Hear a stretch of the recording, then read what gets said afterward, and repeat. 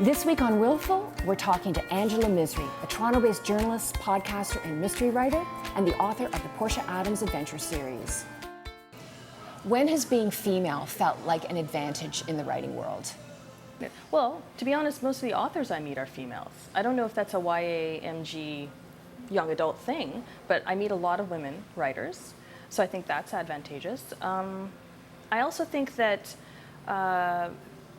writers are some of the most open people you will ever meet. I have never met a writer that I ask a question to and they were like, oh, I don't feel comfortable answering that question. They're open. They're like, I talked to this agent, I've dealt with that publishing company. They're very open, and I find because they're women, maybe that's part of it. Maybe that's why they're so open, because it's a culturally open, communicative gender, I like to think.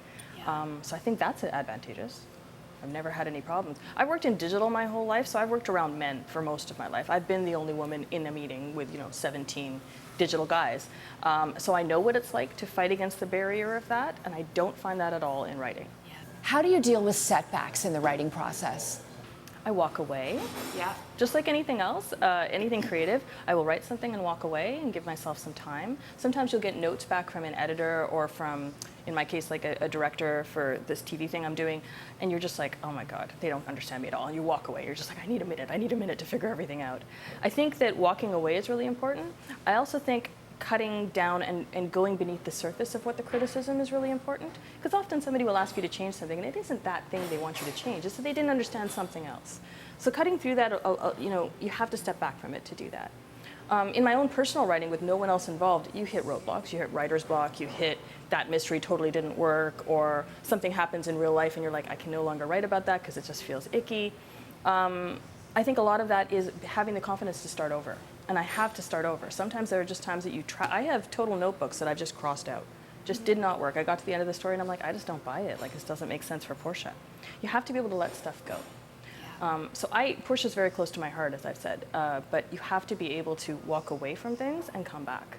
And if that means restarting, have the confidence to restart. The problem is never the writing. Like, you and I can churn out words. That's not the problem. It's letting go of words. And letting go of characters that can be hard. As a writer, what have you lost in the digital age? I mean, is it an aid or a distraction? Oh, it can be both. It can be both. I was on Facebook the other day. I posted something because I got some pretty hard notes back about this TV pilot. Not mean, just like hard changes. And I posted on Facebook, I need everyone's help to motivate me, tell me I can do this. And everyone wrote in, and they were all like, all my friends were like, fabulous. And then my friend Catherine Burrell, who works as a TV writer in Hollywood's like, get off the internet, go write. And I'm like, yes, ma'am. Yes. Because she's like, why are you here telling us you need motivation? Just put this down, yes. Go write for a while. And she was right. I closed it down and went and wrote for a while because she was totally right. As a writer, what have you gained in the digital age?